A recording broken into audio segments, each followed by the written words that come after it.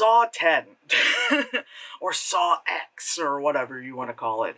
Um, I enjoyed it. I enjoyed it. I mean, I am a fan of the Saw series, no matter how ridiculous they got and how, you know, retelling offshoot story things they got. I was just like, fuck it, you know. I've said this before about like other kind of movies, like slasher movies, like Final Destination kind of movies, where it's like the first movie, you're with the people, you don't like the killer or what kills them kind of thing. But then afterwards, it's like, let's see how these people die. Fuck that shit. You know, that kind of stuff, you know? Um, and then this one um, is from the perspective of Jigsaw, and so it's like the one movie where it's not, you know, via like a police investigation, and you see Jigsaw in a sense of like mostly a flashback kind of thing, you know what I mean? You get to see like his story, so you know, empathize with him more and all that stuff. um and you just get to see these people just wreck shit, which is great. Yeah, so the traps this time were really great. They were really gruesome. I mean, previously, obviously, all the traps were gruesome, but like this one, this was again. I think it's because of the people who deserved it that these were like a lot more enjoyable. You know, whereas before it was just kind of like you were just some asshole who like cut people off on the street, and now you know you cut me off in traffic, so now I have you strapped to like this engine and burning your flesh off. This time it's like, oh well, again, it makes sense. Um, it like brought back like the great thing about Saw, man, is that it's got that great, you know, the early 2000s green tint that a lot of other horror films try to, you know, emulate. This time it had a little bit more yellow to it because it takes place in Mexico. So they did the Breaking Bad yellow filter. It killed me like when he shows up in Mexico, and I was just like, it wasn't like full yellow like how they do it in Breaking Bad, but there was a tinge, and I was like, oh, we're doing this. We're doing the Mexico filter, you know? But yeah, I guess I'll go into spoilers to explain more of it. I mean, again, I enjoyed this. I haven't like truly enjoyed like a Saw movie like this in a long time, really, since the first one. And I noticed a lot of people were saying the same thing, that, you know, because I love the first one, you know. It was like such a crazy like indie film that like became this like, you know, huge thing, and became like such a series. And I remember I initially was like kind of upset, I guess, because I really liked the first one so much that like once it went past three, because I saw every one of them in the theater, and then when four came out, I was like, no, not gonna, you know. And then it just kept going, it kept going, and then Saw 3D came out, and I was like, Jesus Christ, I'm done. And then I was like, no, I should watch it. So I remember I like slowly but surely caught up to it. I have it's somewhere. I have the whole set. I have the whole set of, you know, Saw movies, because why the fuck not, right? Um, but yeah, so I guess spoilers, one, two, three, spoilers. So this one takes place between the first and second movie. Um, and so, of course, Amanda's already been saved. Her hair's cut. It's before she got suicidal. And then having to get put back in the traps in the second movie. Um, and obviously before her and Jigsaw both died in the third one. And so in this one, you know, we all know he's got cancer and all that stuff, and he goes to like a cancer meeting, and there's like a guy, Michael Beach, who's like, I have stage 4 pancreatic cancer. Brr. You know, he's like casket ready with the makeup and all that shit. And then one day, you know, Jigsaw's out, you know, like in an outdoor coffee shop, and Michael Beach is like, hey, I'm gonna get a coffee. And then, you know, Jigsaw is like, you know, he's like, oh my god, you know, just Tobin Bell's like 70 something now, or 80 something. Yeah, because when these movies started, he was like 60 something. You know, he's definitely getting up there in age, but you know that he purposely gruffed up, you know, his voice more. I mean, his voice is naturally that, you know, like spooky, but just a old kind of sound. Um, he approaches Michael Beach, and he's just like, He's like, you look fucking amazing. Weren't you stage 4? He's like, yeah. And he like lifts up his shirt. There's a big old scar on his belly. He's like, yeah, there's just like, new experimental da da da, that kind of shit. He's like, I'll give you contact to so and so, and I get it, when you're desperate to like not die that way and all that stuff, he goes, he contacts the people, he like wires part of the money. He gets there, he gets to Mexico filter, and it kind of looks like a cartel thing because then it's like, oh, guns, good, good, blah, blah, blah. They get there and it's like, like a blonde, like, German woman. And she was just like, yeah, I helped my father with these, that kind of stuff. I mean, I'm exaggerating. I think she's technically Swedish or something. I mean, I looked at her name and it definitely looks more Scandinavian than German, but anyway. And she's like, my father, father, is in hiding because, because if he cures all these things and then all the pharmaceutical companies, da da da, and you're like, oh my God. So, he gets, the treatment done and all that stuff. And they're like, here you go, drink. There's like these things in the mini fridge, like drink these. I am shedding like a cat. Or like drink these for the next like week or so, and then you'll be recovered and blah blah blah. And then like whatchamacallit, I forgot like how he figured out it was a scam. I think he was like talking to someone, I don't know, he like figured out it was a scam because then he like pulled, oh no, because that's how he figured out a scam, sorry.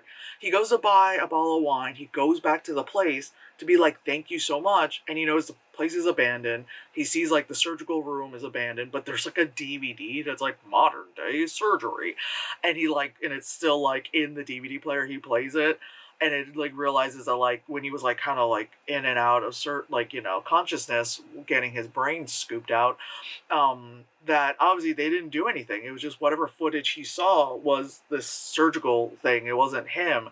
And then he's like, what the fuck? Rips off the bandage, just sees that part of his hair was kind of shaved.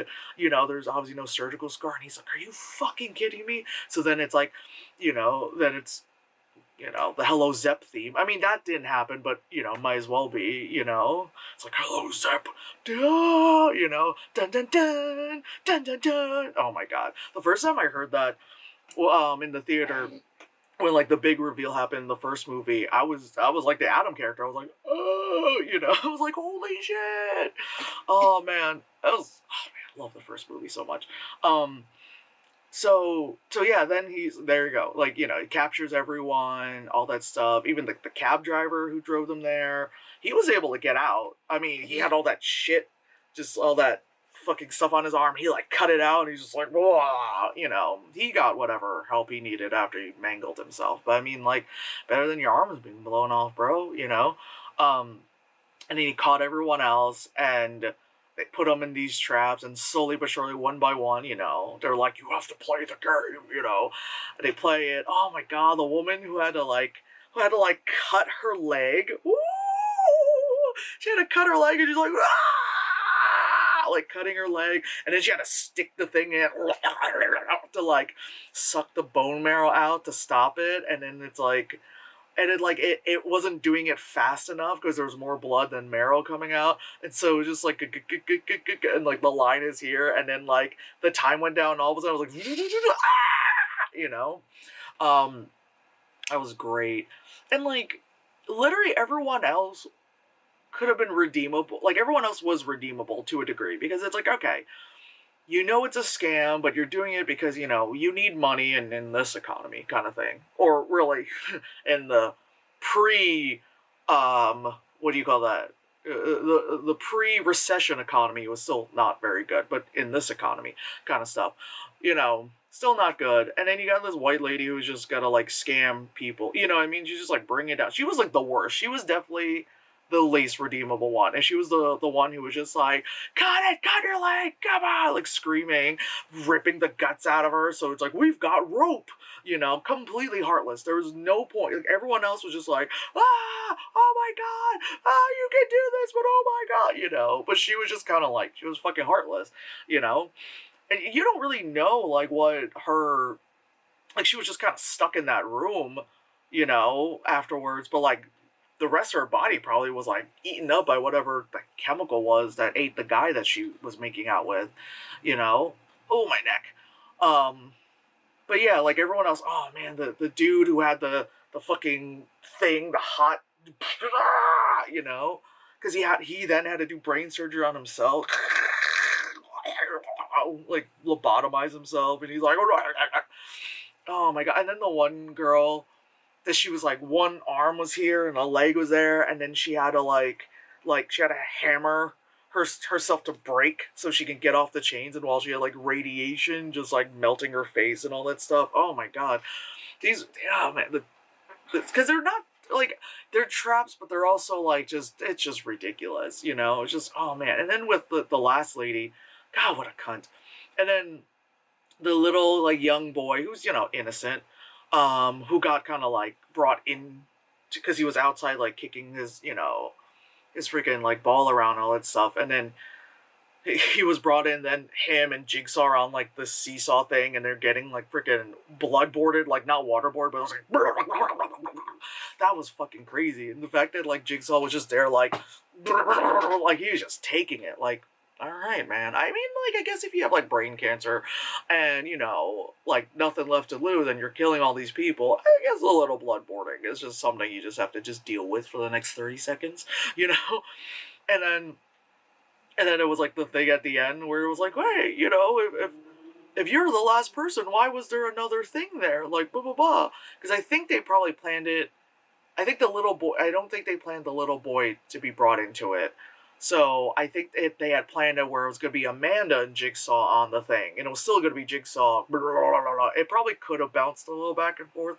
But whatchamacallit, yeah, and then they were like, where's the money, here's the money, clink, then the you know, dun dun dun dun dun dun, and it's like I knew, you know, I knew there was no way that, you know, they weren't gonna win, because again, you've got the third movie where they're fine, you know, and they survived, you know, but you know, you just want to know like where's the twist kind of thing, you know, that like Jigsaw always thinks of everything, he's always like a bajillion steps, you know, ahead of you compared to everyone else kind of stuff. And you just see how they're like, oh no, we planned to have like that cell phone right there. We planned to have that guy come. No, we knew he was part of this too. Oh no, we planned on all this. No, no, no. Oh, what was that? Gas, you know? And there was like the hole, the porthole, you had to put her head through to breathe. But then like when you're in there, it's like, oh, and then it's like melting your flesh. I don't know what kind of gas that is, but it's fun, apparently. But it's just like everyone, like they leave and she just has her head out the porthole. She's like, fuck you, you know, that kind of stuff. It was just like, I don't know. Maybe she got stuck there. Maybe they called like the cops and then they were like, here you go, good luck. And it's like, you know. But now it makes me wonder like what happened to the little boy. You know what I mean? I mean, they're probably gonna do more of these like insert movies, you know what I mean? Like it's kind of like the MCU thing of like, well, let's look at this perspective and let's look at this part and this, you know, there are like some things are kind of wrong and, you know, like whatever inaccurate things or whatever. Like maybe the next one will be what happens between the second and third movie, you know, and then maybe there's one that's like between the third and fourth movie, because at the end you see freaking Costas Mangala and he shows up, you know, and you get to see the bathroom. Like every time they show the bathroom, all of us Saw fans are like, it's the bathroom! Like we're all excited to see that grody ass bathroom, you know. But it is the bathroom. It's a very famous bathroom now. So, but yeah, they end up finding Michael Beach, because he's the one who was, you know, part of it, because he was like, there's no tummy scar on you, you know. And then yeah, then they put some thing on him, and you just, I don't know if it's just like ripping him to shreds. I don't know what it is. It was just the end of the movie. You get to see Costas, you know what I mean? Was a detective Hoffman, you know, that kind of stuff. You know, you get to see more of him, whatever. You know, maybe Carrie Elways will come back for a hot minute. I don't know, because he was there. Oh God, at the end of was it 3D and all that stuff. But I don't know. Like I said, I enjoyed this movie. I had fun. Like I said, I love the Saw series. Just keep giving me more Saw. Like I was cool with Spiral. You know, like just fuck it. You know, just I don't give a shit. I don't care You know, just keep making more of these. I don't give a shit. Just more with Tobin Bell, you know.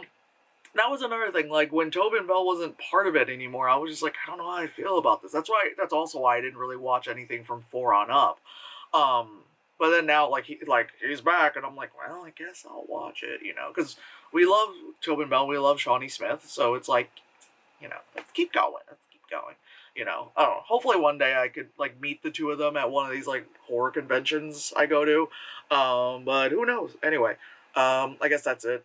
Just Saw 10. I need to cut my hair or something. This is a mess. All right.